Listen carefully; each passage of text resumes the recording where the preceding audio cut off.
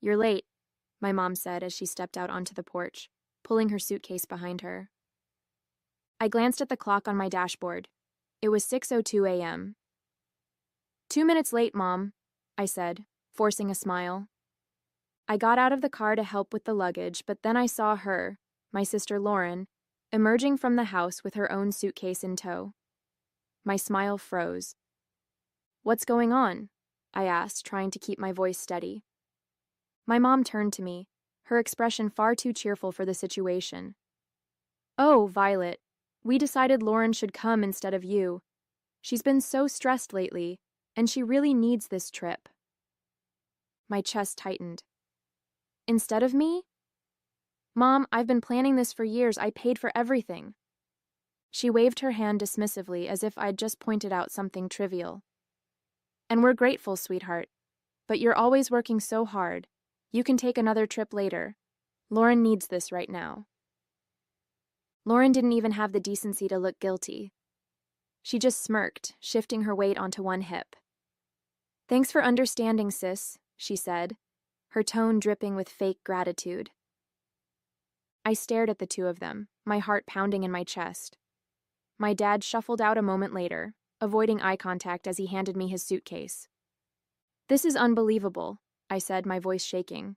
This was supposed to be our trip, something for me to share with you. Well, it still is, my mom said with a smile. Just with Lauren instead. Don't make this a big deal, Violet. Your sister really needs a break. My name is Violet, and for the past 2 years I've been working overtime, saving every spare penny to give my parents a trip they'd never forget. Flights, luxury hotels, guided tours, I planned every detail down to the last dinner reservation. But as I stood there in my parents' driveway, watching my sister get into the back seat of my car, I realized something I'd been avoiding for years. It didn't matter how much effort I put in. In their eyes, Lauren would always come first. I clenched my jaw, biting back the sharp retort sitting on the tip of my tongue. Instead, I forced a tight smile and opened the trunk. Let's get going then, I said, my voice flat. If they wanted to prioritize her over me, fine. They could go with her. But I wasn't about to let them enjoy it. The drive to the airport was suffocatingly quiet, except for Lauren's incessant chatter. Oh my gosh, Mom, did you see that TikTok about Paris? I can't wait to go shopping there. Do you think we'll have time for that, or will the tours take up the whole day? My hands gripped the steering wheel tighter as I stared straight ahead, forcing myself not to say anything. My mom chuckled softly. Of course we'll have time. We'll figure it out when we get there. I bit the inside of my cheek. When we get there. They didn't even seem to notice I wasn't part of that we anymore. At one point, my dad cleared his throat. Thank you for driving us, Violet. I know this probably feels unusual. I glanced at him in the rearview mirror. Unusual? That's an interesting way to put it, Dad. He didn't respond. He just shifted uncomfortably in his seat, probably wishing he hadn't spoken at all. Lauren leaned forward from the back seat, her voice grating. You're not mad, right? I mean, this is really big of you letting me go. I could never have afforded this on my own. I clenched my jaw and forced a tight smile. Of course, Lauren. Enjoy the trip. By the time we pulled up to the airport drop-off zone, my patience was hanging by a thread. As I helped unload their luggage, my mom gave me a hug. Thank you for understanding, sweetheart. This means a lot to us, and to Lauren. I nodded stiffly. Sure, Mom. Lauren beamed as she wheeled her suitcase toward the entrance. Thanks, Violet. You're the best. I stood there watching them disappear into the terminal, my chest tight with anger and hurt. The ride back home was a blur. I replayed the conversation in my head over and over, each word cutting deeper than the last. This means a lot to Lauren. You're not mad, right? You're always working so hard. I parked in my driveway and sat in the car for a few minutes, gripping the steering wheel until my knuckles turned white. Then without a second thought, I marched into the house, pulled out my laptop, and logged into every travel account I'd used to book the trip.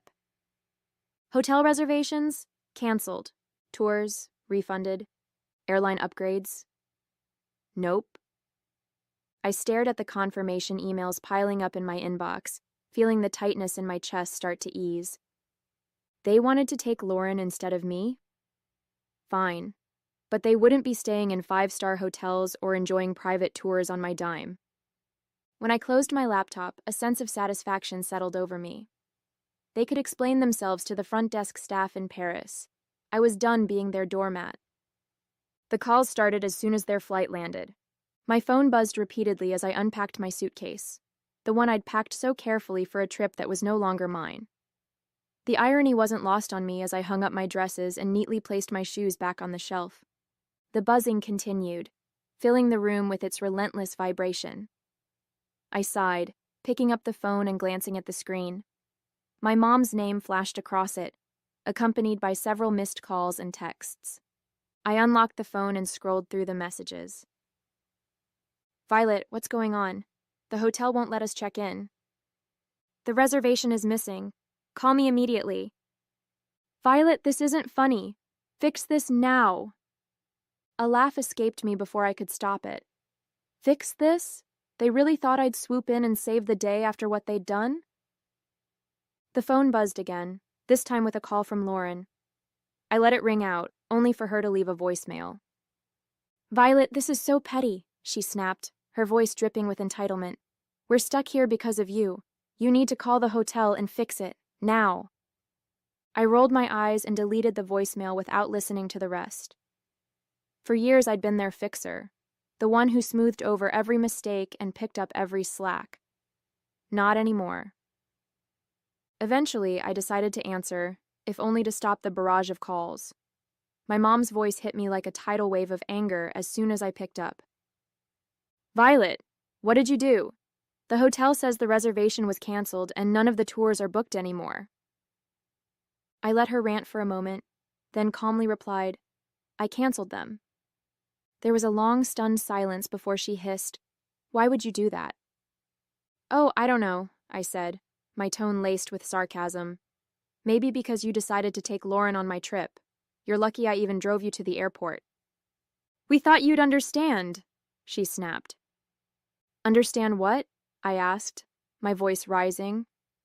"That years of saving and planning didn't matter because Lauren needed a break? That my hard work meant nothing to you? Guess what, Mom? I don't understand, and I don't care to." I hung up before she could respond and turned my phone off, tossing it onto the couch. The silence that followed was blissful, and I felt like I could breathe again. If they wanted to prioritize Lauren, fine. But they could figure out the rest of the trip without me. The silence lasted only a day. By the next morning, my phone was buzzing again with calls and messages. At first, I ignored them. I spent the day cleaning the house and catching up on work, but curiosity got the better of me by evening. I opened my phone and braced myself for the storm of texts. From my mom, "Violet, you've gone too far. Your sister is in tears and your father is furious. We can't get into any of the hotels you booked." From Lauren, "You're acting like a child. I don't get why you're making this such a big deal. Just fix it already." And finally from my dad, "We need to talk. This isn't right." I set the phone down, shaking my head. For years, I'd been the one to fix things, to make sure everyone was comfortable and happy. Now that I'd taken a step back, they didn't know how to handle it. I poured myself a cup of tea and sat down at the kitchen table, letting the anger simmer. How dare they expect me to clean up their mess? How dare they act like I was the one in the wrong? The next call came minutes later, and this time I answered. "Violet," my mom barked before I could say a word. "This isn't funny anymore. We're stranded. Do you have any idea how embarrassing this is?" I took a slow sip of my tea. "Embarrassing? You think this is embarrassing? Try saving for years, planning every detail, and then being told you're not even part of the trip you paid for." "Stop being dramatic," she snapped. "Lauren needed this more than you." "And now she can figure it out," I said firmly. "You made your decision, Mom. You wanted to take Lauren instead of me? Fine, but don't expect me to fund her vacation." "We're family," she hissed. "We don't do this to each other." I let out a bitter laugh. Funny, I was just thinking the same thing. Lauren's voice came through the background, whining, "Mom, just hang up on her. She's being impossible." That was the final straw. "Enjoy your trip," I said, my tone icy. "Oh, wait. You can't. Because it's not your trip. It was mine. And now it's nobody's. Goodbye." I hung up before she could respond and turned my phone off again. For the rest of the evening, I felt an odd mix of anger and relief. Anger that they'd put me in this position, but relief that I'd finally stood up for myself. They could call me dramatic all they wanted. For the first time in my life, I wasn't letting them take advantage of me. The next few days were blissfully quiet. With my phone turned off, I finally had space to think clearly, free from the barrage of guilt trips and accusations. I spent my mornings sipping coffee on my back porch, enjoying the calm I'd craved for so long. My afternoons were filled with work and catching up on little projects I'd been putting off, things that reminded me how capable I was when I wasn't bogged down by their endless demands. But by the third day, curiosity got the better of me. I turned my phone back on to find over a dozen voicemails waiting for me. The first few were from my mom, growing increasingly hysterical with each one. "Violet, you need to call me back right now. This has gone too far. I can't believe you're doing this. You've humiliated us. We're your parents. How could you treat us this way?" Then came Lauren's messages, full of the same entitled tone she'd always used. "This is so petty, even for you. You're ruining everything. Just fix it, Violet."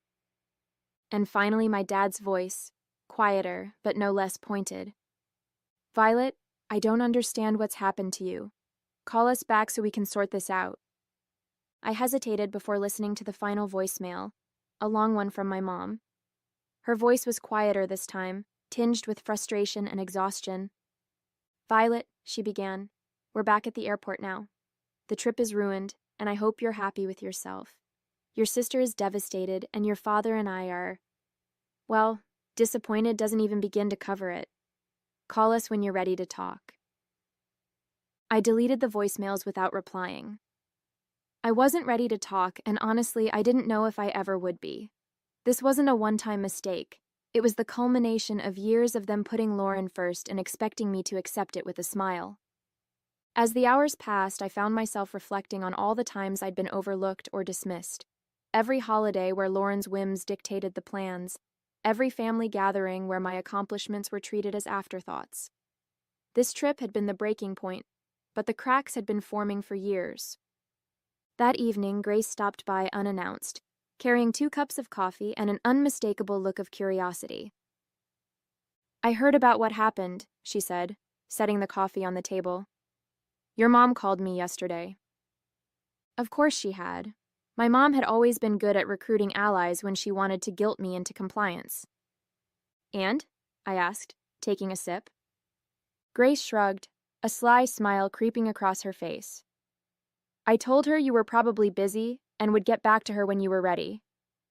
I laughed, shaking my head. "You're the best."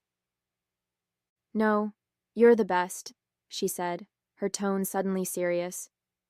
"Because you finally stood up for yourself. I know how hard that is, Violet. Don't let them drag you back down." Her words stuck with me long after she left. Grace was right. I'd spent too long bending over backward to please people who never seemed to care about my efforts. It was time to break that cycle, once and for all. By the time the weekend rolled around, I felt a strange sense of clarity.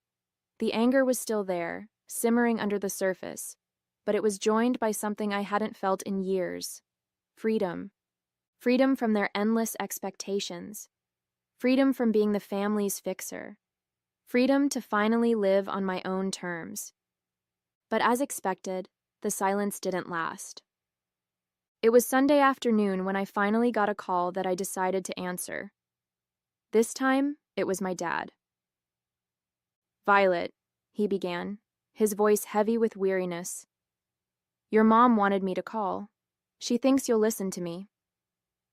"Go on," I said, leaning back in my chair. He let out a sigh. "Look, This has all gotten out of hand. Your mom's upset, Lauren's furious, and, well, it's just a mess. But you're better than this. I stiffened, his words igniting a fresh wave of anger. Better than what, Dad? Standing up for myself? Refusing to let you walk all over me again? That's not what I meant, he said quickly. It's just, you've always been the reasonable one. The one who keeps everything together. This isn't like you. I laughed, a short, bitter sound. You're right, it's not like me. Because I'm not bending over backward to clean up your mess. He paused, and for a moment I thought he might finally see my side of things. But then he said, You're punishing the whole family over one decision. Is that really fair? Fair? I repeated, my voice rising. You want to talk about fair? Was it fair when you and Mom decided I wasn't important enough to be part of the trip I planned? Was it fair when you replaced me with Lauren like I didn't matter? That's not what we were trying to do, he said, his tone defensive now. We just thought Lauren needed it more. Of course you did, I snapped. You always think she needs more attention, more support, more of everything. And I'm always the one expected to sacrifice for her, not anymore. The silence on the other end of the line was deafening. Finally, he said, I don't know what you want me to say. I don't need you to say anything, I replied, my voice steady. I just need you to understand that I'm done being the afterthought. From now on, I come first. Violet. Goodbye, Dad. I ended the call and set the phone down, my hands trembling. For the rest of the day, I let myself feel everything. Anger, sadness, relief. It wasn't easy, but it felt like the start of something new. I wasn't the family's fixer anymore, and I wasn't going to be. They could figure out how to clean up their own messes. When my parents and Lauren finally returned, I was waiting for them at their house. I'd parked in their driveway, sipping coffee and feeling surprisingly calm as I watched their taxi pull up. As they stepped out, dragging their suitcases behind them, their faces were a mix of exhaustion and irritation. Lauren was the first to speak. Well, I hope you're happy, Violet. I raised an eyebrow, staying seated on the porch swing. Happy about what? Our trip was a disaster, my mom snapped, waving her hand as if to brush the whole thing away. We spent the entire week staying in dingy hotels and eating terrible food because we couldn't afford anything decent. And don't get me started on the tours, Lauren chimed in, crossing her arms. Oh, wait, there weren't any. Do you know how embarrassing it was to show up and be told there was no reservation? I took another sip of coffee, letting their complaints wash over me. Sounds rough, I said finally, my voice calm. But you wanted to take Lauren, remember? I'm sure you all had some great bonding time. That's not the point, my mom shot back, her voice rising. You knew we couldn't afford all the things you'd planned. You set us up to fail. And I stood up, setting my mug down on the small table next to me. No, Mom, I didn't set you up for anything. I planned a trip for the three of us. Something special I'd been saving for years. You're the ones who decided to cut me out at the last second. My dad finally spoke up, his tone quieter but no less accusatory. You didn't have to cancel everything, Violet. That was extreme. Was it? I asked, folding my arms. Why should I have paid for a trip I wasn't even invited to? If Lauren needed it so badly, you should have planned it yourselves. You are lucky that I didn't cancel the return flight. Lauren rolled her eyes. You're so dramatic. It's just money, Violet. And you're so entitled, I shot back, my patience finally snapping. Do you have any idea how much work and sacrifice went into planning that trip? Or do you just assume things magically appear for you because someone else takes care of it? They stood there, stunned into silence for a moment. I've spent years being the responsible one, I continued, my voice steady but firm. The one who fixes things, plans things, makes sure everything runs smoothly, and you've spent just as long taking it all for granted. That's not fair, my mom started, but I held up a hand to stop her. No, Mom, what's not fair is how you treated me. You chose Lauren over me, like always. So I chose to stop being your doormat. You didn't want me on the trip? Fine. but you don't get to enjoy the benefits of my hard work without me. I grabbed my bag from the porch swing and turned to leave. I'm glad you're back safely, but don't expect things to go back to the way they were. I'm done. As I walked to my car, I heard them calling after me, their voices a mix of anger and guilt. But I didn't look back. The drive home from my parents' house felt strangely peaceful. For years, every visit had left me emotionally drained, but this time I felt lighter. I'd finally said everything I'd been holding in, and for once, I wasn't worried about their reaction. When I got back to my house, I made a cup of tea and sat on the couch, replaying the confrontation in my head. They'd been so sure I'd fold, that I'd give in like always. But watching their stunned faces as I walked away was a reminder of how much I'd changed. They could be angry, hurt, or embarrassed. It didn't matter anymore. I was done living my life to meet their expectations. The next day, I got a call from Grace. "How'd it go?" she asked, not bothering with pleasantries. I laughed, leaning back against the kitchen counter. "Exactly like you'd imagine. They're furious, Lauren's pouting, and Mom is probably trying to figure out how to guilt me back into line." Grace let out a snort. "Let her try. You've got a backbone now, and I'm here to make sure it stays in place." I grinned, grateful for her unwavering support. "Thanks, Grace. I mean it. You've been my rock through all of this." "Anytime," she said, her voice softening. "So what's next for you, now that you're not playing family fixer anymore?" That question had been circling in my mind since the confrontation. What was next? For years, so much of my energy had been poured into trying to please my family, trying to earn their approval. Now that I'd let go of that burden, the possibilities felt endless, and a little intimidating. "I don't know yet," I admitted, "but I feel like I get to decide. Not them, not anyone else. Just me." "Sounds like the start of something amazing," Grace said, and I could hear the smile in her voice. Over the next few weeks, I started making small changes that felt big in their own way. I redecorated my living room, swapping out the hand-me-down furniture from my parents for pieces that felt uniquely mine. I spent weekends exploring local cafes and parks, things I'd always meant to do but never made time for. And I started journaling, writing down my thoughts and dreams without filtering them through the lens of what anyone else might think. Each small step felt like reclaiming a part of myself I hadn't realized I'd lost. One evening, I sat down with my laptop and opened the spreadsheet I'd used to plan the trip. The canceled reservations stared back at me, and I didn't feel a pang of regret. Instead, I felt a surge of determination.